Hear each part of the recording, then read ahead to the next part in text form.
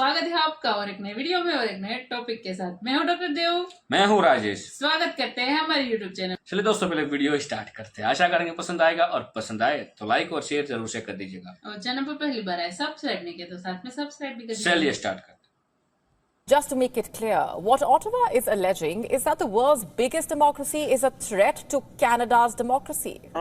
आज कनाडा ने ना एक बहुत ही वो कहते हैं ना क्यूरियोसिटी दिखाई है, मतलब कि दिखाया कि एक वो होता है ना कि टेंशन, इंडिया से इतनी बड़ी टेंशन दिखाई है। उनके हाई कमीशन ने ये बयान दिया है कि भाई हमें जो खतरा है आने वाले टाइम के अंदर वो इंडिया से है, क्योंकि इंडिया की इकोनॉमी जिस तरह से बूस्ट अप कर रही है, आने वाले टाइम के अंदर जितने भी सारे के सारे मफाद है वो इंडिया की तरफ मुड़ते हुए हमें नजर आ रहे हैं। हमें खतरा नजर आ रहा है अपनी इकोनॉमी के लिए। Justin Trudeau's government has put out a new report which accuses New Delhi of being the second biggest foreign threat to Canada's democracy.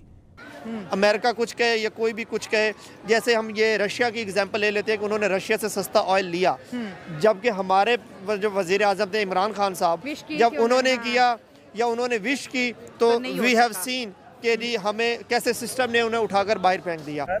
ये सारी दुनिया को खतरा नजर आ रहा है, क्योंकि जिसके पास पैसा है, बड़ी मार्केट है, अपनी वो मैन्युफैक्चरिंग करते हैं, तो फिर दूसरे को डर लगता है वो आगे कम्पीट करेगा। और वैसे भी जो जंगें होती हैं, आपके पास एसेट्स होंगे तो आप लड़ाई करेंगे। एग्जैक्टली। भारत ने पाकिस्तान को खित्ते से बाहर निकाल दिया, क्योंकि इस खित्ते की जो रीजनल सेटिंग है उसमें पाकिस्तान तो मौजूद नहीं है। इंडिया की आवाम ये कहती है कि अगर आपके साथ हमारे ताल्लुकात बेहतर होंगे तो हमें क्या मिलेगा, हमें तो हमारे मुल्क में दहशतगर्दी बढ़ेगी और तो कुछ नहीं होगा। जैसा आप कहते ये दहशतगर्द है, इसको पकड़ो, कहते बाबा मैं नहीं हूँ। मिलते हैं तो वो सरतन से जुदा करते हैं ना। शक की बुनियाद पर, मैंने कहा शक की बुनियाद पर हजारों आदमी मारे जाते हैं। कि पाकिस्तान इस चीज को महसूस कर रहा है कि इंडिया क्योंकि इस खित्ते को डोमिनेट कर रहा है, हम किधर जाएं। की बात करें, मुंबई अटैक्स की बात करें, पुलवामा की बात करें, बहुत सी चीज़ें जो नहीं होनी चाहिए थी हो गई। अब ये जो चीज़ें ना अवाम इससे बहुत ज़्यादा खौफ खाती है। हम भी तकरीबन 20-40 साल से अफगानिस्तान के बर्दाश्त कर साल भी तो रहे हैं। नहीं, वो तो उन लोगों को निकाल रहे हैं जो लीगल तरीके से नहीं रह रहे यहाँ पे। यानी हमारा भी यही क्लेम है ना कि वो इल्लीगल तरीके से रह रहे हैं और यहाँ पर दहशतगर्दी कर रहे हैं। कि पाकिस्तान कश्मीर की बात नहीं कर सकता, कि कर सकता है, कभी भी नहीं कर सकता। क्या बांग्लादेश बोलेगा कश्मीर पे? क्या इजिप्ट, जिसने प्राइम मिनिस्टर नरेंद्र मोदी को पिछले साल जून में सही हाईएस्ट अवार्ड दिया और जिस पैमाने पे इंडियन इजिप्ट में मौजूद हैं, वो बोलेंगे? क्या इंडोनेशिया बोलेगा? चीज़ हमने ये ऑरेंज लाइन मेट्रो ये भी गिरवी रखी हुई है, मोटरवे, एयरपोर्ट, हर चीज़ गिरवी।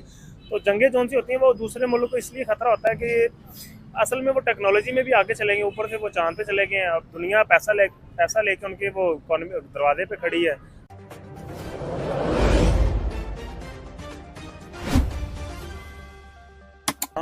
आज कनाडा ने ना एक बहुत ही वो कहते हैं ना क्यूरियोसिटी दिखाई है, मतलब कि दिखाया कि एक वो होता है ना कि टेंशन, इंडिया से इतनी बड़ी टेंशन दिखाई है। उनके हाई कमीशन ने ये बयान दिया है कि भाई हमें जो खतरा है आने वाले टाइम के अंदर वो इंडिया से है, क्योंकि इंडिया की इकोनॉमी जिस तरह से बूस्ट अप कर रही है, आने वाले टाइम के अंदर जितने भी सारे के सारे मफाद है वो इंडिया की तरफ मुड़ते हुए हमें नजर आ रहे हैं। हमें खतरा नजर आ रहा है अपनी इकोनॉमी के लिए।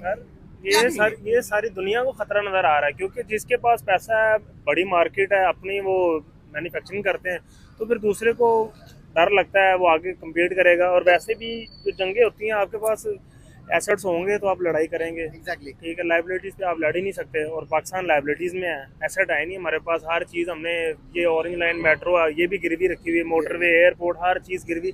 तो जंगें जौन सी होती हैं वो दूसरे मुल्क को इसलिए खतरा होता है कि असल में वो टेक्नोलॉजी में भी आगे चलेंगे, ऊपर से वो चांद पे चले गए हैं। अब दुनिया पैसा लेके उनके वो इकोनॉमी दरवाजे पे खड़ी है इन्वेस्टमेंट के लिए, और यहाँ पे कोई इन्वेस्टमेंट करता नहीं। वहाँ पे उनको लोगों को पता है कि यहाँ पे लॉ कोई नहीं है, यहाँ पे कोई इन्वेस्टर आता है तो उसको कल को अगर वो कहता है ये मेरे साथ क्या हुआ, तो उसको इसकी सुनवाई नहीं है। और इंडिया में सुनवाई है, वो अपने जो है लेके आता है, बिजनेसमैन पैसा लगाता है, उसको वो पूरा तहफ़्फ़ुज़ देते हैं। और इसी यही वजह है कि वो तरक्की कर रहे हैं, और आने वाले दिनों में वो मजीद तरक्की करेंगे, वो सुपर पावर बन जाएंगे। जैसे वो तरक्की कर रहे हैं, 5वें नंबर पे चले गए, उनकी एयरलाइंस देख लें, उनके रोड।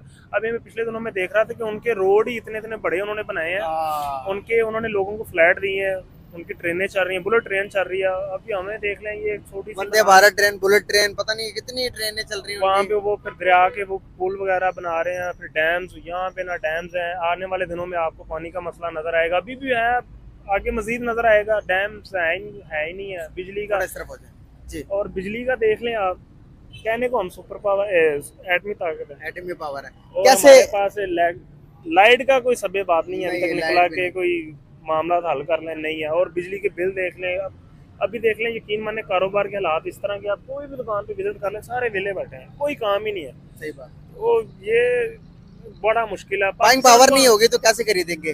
जाहिर सी बात है। और दूसरी बात ये कि पाकिस्तान को आने वाले दिनों में बड़े मुश्किलात, बहुत ज़्यादा मुश्किलात है, चैलेंजेस है, ये मुश्किल हो जाएगा इनके लिए फेस करना। असल में हमें जो हम बजट लगाते हैं डिफेंस पे, उस पर भी नज़र करनी चाहिए कि अगर बम बना लिया बस ठीक है, अपने एसेट्स लगाओ, अपनी एजुकेशन पे लगाओ, आप हेल्थ पे लगाएं पैसे, आईटी में लगाएं, फिर ही कारोबारी मामला इस तरह के हैं कि बहुत मुश्किल है। क्या फ्यूचर देख रहे हो अपना? मेरा यकीन माने मेरा ना प्रेस है, 2 मैंने मशीनें लगाई और मैं सोच रहा हूँ कि मैं बेच के बाहर चला जाऊँ। किधर जाने का प्लान है? मैं सोच रहा हूँ भारत ने पाकिस्तान को खित्ते से बाहर निकाल दिया, क्योंकि इस खित्ते की जो रीजनल सेटिंग है उसमें पाकिस्तान तो मौजूद नहीं है। और पाकिस्तान बार बार जो मुस्लिम दुनिया के साथ इंगेज कर रहा है, उससे कुछ मिल भी रहा है या नहीं मिल रहा। एक रीजनल सेटिंग है, उसे कहते हैं D8, organisation of economic cooperation, developing 8 के नाम से। Bangladesh, Egypt, Indonesia, Iran, Malaysia, Nigeria, Pakistan and Turkey इसमें है। ये जो 8 ममालिक हैं, इनकी जो कंबाइंड पॉपुलेशन है 1.2% है, या आप ये कह लें 60% ऑफ ऑल मुस्लिम्स। अब यहाँ आप ये कह लें 13% ऑफ द वर्ल्ड पॉपुलेशन, ठीक है जी। 5% दुनिया का जितना एरिया है ना, वो ये 8 मुल्कों के पास है। अब क्वेश्चन ये है कि ये जो 8 मुल्क हैं, ये कर क्या रहे हैं? अभी मैं जस्ट अगर आपको बताऊं कि पाकिस्तान के जो फॉरेन मिनिस्टर साहब हैं, इसहाक डार साहब, वो इस वक्त टर्की हैं। मुझे ऐसे लग रहा है कि पाकिस्तान जो है ना, वो टर्की के भी ज़ेरे साया आ चुका हुआ है, क्योंकि अब हो ये रहा है कि पाकिस्तान इस चीज़ को महसूस कर रहा है कि इंडिया क्योंकि इस खित्ते को डोमिनेट कर रहा है, हम किधर जाएं। और मज़े की बात यह है कि ये जो D8 की जो रीजनल सेटिंग है, इसमें जो टर्किश जो लीडरशिप है, वो अब टर्की के साथ भी जो ताल्लुकात है ना हमारे को इतने अच्छे नहीं है।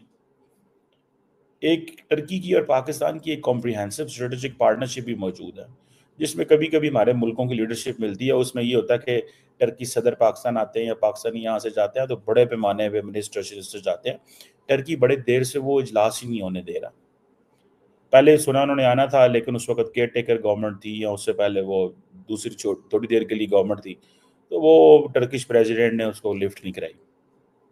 अभी जो है, अब ये जो एक D8 एक्स्ट्रा ऑर्डिनरी मीटिंग हो रही है काउंसिल और फॉरेन रिलेशंस के लिए, और मीटिंग किस लिए हो रही है? गजा के ऊपर जेनोसाइड हो रहा है। ये एक्स्ट्रा ऑर्डिनरी मीटिंग है, ह्यूमैनिटेरियन।